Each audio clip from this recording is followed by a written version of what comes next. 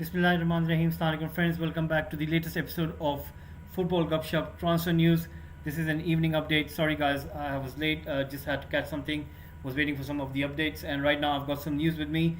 And today we'll be giving the transfer news for four clubs. It'll be PSG, Arsenal, Chelsea, and Manchester United. So what we got is we got plenty of news. We got plenty of reports coming in for these clubs. There are many players who have been linked with the moves away, as well as in the incomings. So we'll go bit by bit with each and every single club. So hopefully you will like this episode, guys. Please do subscribe to the channel and please do press that like button. If you have any suggestions, please do put in the comment section and we'll go through that. So right now what we're going to do is we'll be talking about PSG. As you all know that PSG, they have signed an extension with Mbappe, but right now they're looking for some players in, they're looking for some of the incomings, and let's see what do they get, what players are they trying to get. They're trying to get Tchouameni from Monaco. Apparently, Tchouameni is also getting an interest from Real Madrid, but PSG, they really want him as well. They want him to partner Verratti in the midfield, so they're looking for a partner for Verratti. So Tchouameni, he already plays for Monaco in Ligue 1, but Tchouameni is already talking to Real Madrid, and there is some reports coming in that he might have accepted the contract from Real Madrid, but PSG are also working behind the scenes to get him, is due to the fact that Mbappe, who is his French national teammate, wants him at the club, and that is the main key. When Mbappe signed the contract, he basically included in the contract that he wanted his say in terms of what kind of transfer targets should PSG be getting, and this is most probably coming from Mbappe. He wants Tchouameni to be playing in PSG, so let's see what happens with this one. PSG is also looking for a winger, Di Maria, who left for Juventus. He just finished his season with PSG. He has also kind of said his goodbyes on the last day of the match, and most probably they're looking for a replacement. And the person who has been called is Ousmane Dembele, who plays for Barcelona. Now there is some issues going on with him and Barcelona regarding the contract. So far, the news which has come in is that he isn't willing to accept the contract from Barcelona because Barcelona have got some financial crisis as well. So most probably Dembele is looking for a move away.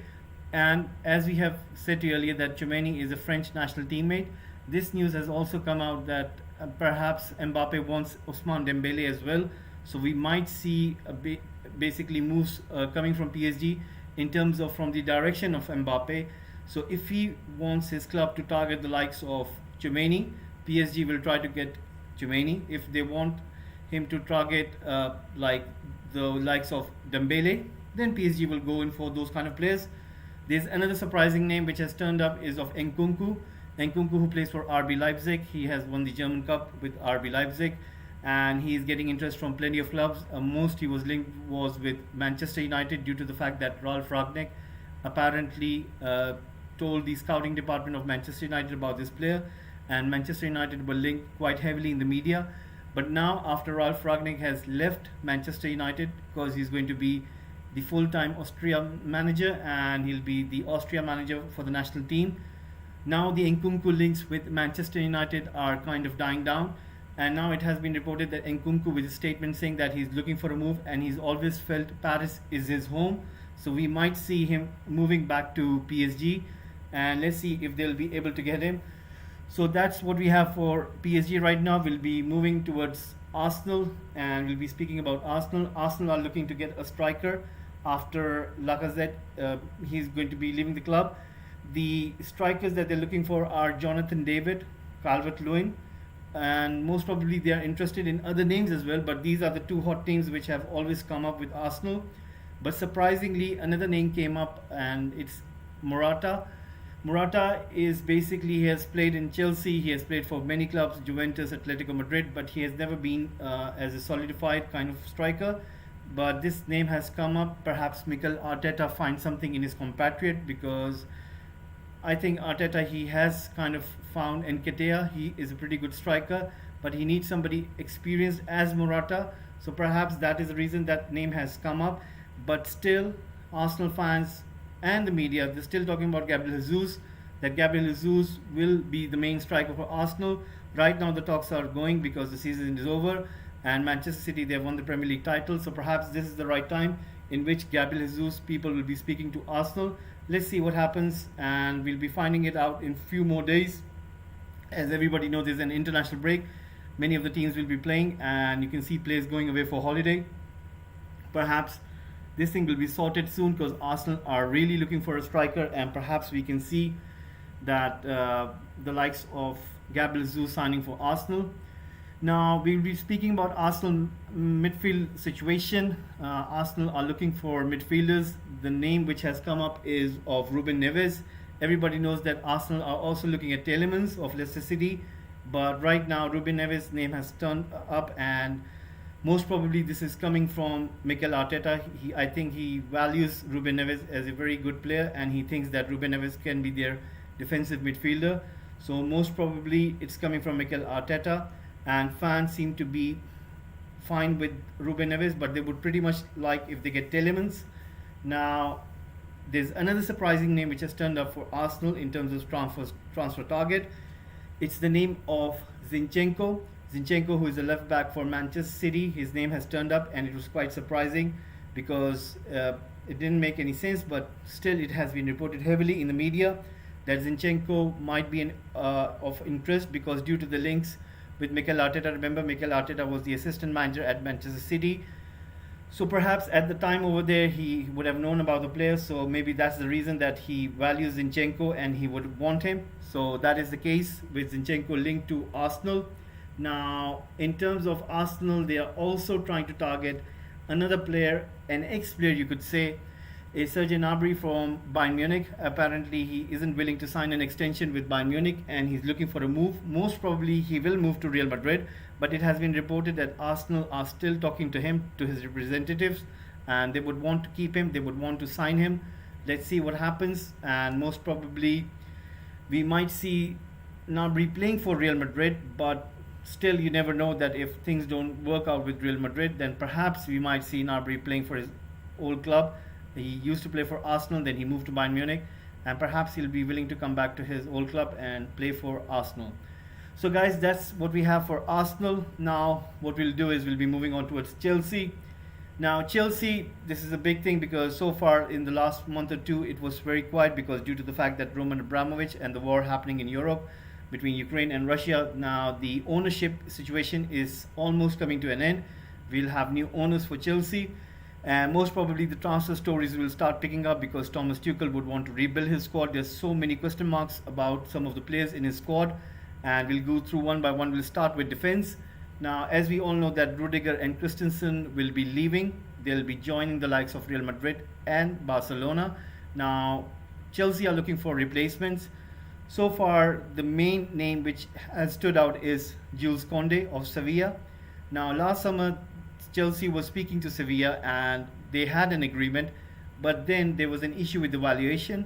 Sevilla apparently rate him higher, and Sevilla are looking for more bucks, whereas Chelsea thought that they had an agreement, whereas Sevilla, they said no, they wanted more money, and that was the reason that the deal didn't go through. And the year has been passed now. Now Chelsea, as they know that they'll be losing two quality defenders, they will be back in for Jules Koundé, but this time Sevilla are asking for 50 million plus. So let's see if Chelsea would be willing to cough up that much money. Some experts say that they would be willing to because they have no other choice. If they want a good world-class defender, then they should go and buy out Jules Koundé no matter how much the price is. So most probably we'll see Thomas Tuchel going in for him. The other name which has come up is of Gavidol, who plays for Leipzig. His name has come up apparently that Chelsea are interested in him. So if Chelsea are losing two centre backs, they most probably will be looking to add two quality centre backs as well. So he's one of the names which has come up. Most probably Chelsea will see if they can get him as well. Another interesting name which has come up is in the right back position, although they have Reece James who plays for them, but the name which has come up is quite surprising. I was myself shocked to hear the name. It was Achraf Hakimi, who plays for PSG. He played for Inter Milan, and PSG almost spent a lot of money on him, and they got him this last summer. And for some reason, Achraf Hakimi hasn't settled in Paris. He's looking for a move. He isn't settled there. He isn't happy over there. And the club which has been linked to him is Chelsea. Chelsea would want him. Why is that? That when they have James, I don't understand myself as well, but perhaps there is something to do with the formation. someone has said that it might be the reason that Thomas Tuchel would want Reece James to play as one of the three centre backs, and he would want a right back. So that is the reason that they might go for Ashraf Hakimi. So let's see what happens in terms of left back. Alonso will be leaving. So what Chelsea are going to do, what Thomas Tuchel is going to do, he's going to have Chilwell, will be back from that injury, whereas he will also try to get back Emerson, who is playing for Lyon. And if he gets back Emerson, he'll be a standby left back. So that's what Thomas Tuchel wants in terms of defense shape up. They might be selling Kepa, and it has been reported that Kepa might be sold away rather than the loan. And the club which has come in interest for him is Newcastle United. So that's surprising as well, but we'll see what happens with that one. Now moving on, we'll be discussing about the striking department, the strikers. We'll be talking about Lukaku. It has been reported that Lukaku isn't happy at Chelsea. His people are talking to many clubs. Now, surprisingly, with the name which has come up in terms of keeping interest in him is of Bayern Munich. Everybody knows that Lewandowski doesn't want to stay at Bayern Munich. He wants to join Barcelona because they're offering him a 3-year contract. And he has said this so many times in the media. He has come out and he said that he doesn't want to stay at Bayern Munich. And he is pretty much intent on leaving the shores of Germany and go to Spain. Now, if he does that, then Bayern Munich do not have a striker.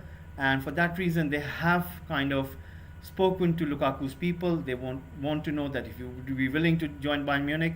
Now, what happens is a kind of, you could say, a developing story. Perhaps we'll see more to it in coming days, in coming weeks. But the solid interest which has been reported is from Inter Milan. It has been said that Inter Milan are looking for a way to bring him back, and he is himself interested in going back. He loved his time over there. He won the league title with Inter Milan, and he loved the fans, he loved the place, and he would want to move back. But let's see what happens, as everybody knows that it's a big money spent by Chelsea. They spent almost more than 95 million, and it's not easy in these days to recoup almost that money. But there is a twist in this, that it has been reported that Thomas Tuchel, he loves a player who plays for Inter Milan currently, and his name is Lautaro Martinez. And Thomas Tuchel finds him to be the key for his success in terms of finding the last piece of puzzle. He thinks that Lautaro Martinez is the right person, the right striker for Chelsea, the way he wants his team to establish, the way he wants his team to play in terms of tactical nuances. And he would want the likes of Lautaro Martinez, but we'll see if he'll be able to get that player. But now this is the thing, if Inter Milan and Chelsea do talk about the players, there might be a swap deal, there might be some money involved as well. We will find out what that might be. Perhaps they will swap Lukaku and Lautaro Martinez coming to London and Lukaku leaving for Milan. Now, how much the fee would be, that's up for discussion. Perhaps Inter Milan would kind of say to Chelsea that, you know what, you owe us money from Lukaku deal. We'll not ask for that, and perhaps we can have a straight swap. It might happen, and let's see what happens in that story.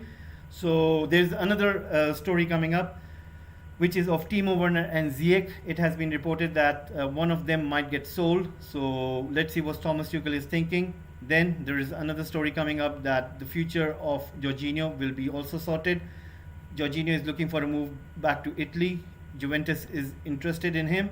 So let's see what happens with Jorginho, if he'll be willing to move back to Chelsea. Whereas Conte is still speaking to Chelsea, and he'll speak to Thomas Tuchel. They want to find out what Conte is thinking. Would he want to stay at Chelsea? Would they be willing to offer him a contract extension? Or if they make up their minds and if they want to sell him. So let's see what happens with that one. Now, Chelsea are also interested at this moment in Nkunku. They have registered an interest, and let's see what do they do. They are keeping an eye on him. They are looking for developments, and it has been reported that Chelsea will get at least 200 million to spend. So that's a lot of clubs will be spending nearly to that amount. It was reported earlier that Tottenham will be willing to back up Antonio Conte for 150 million. That's a lot of money.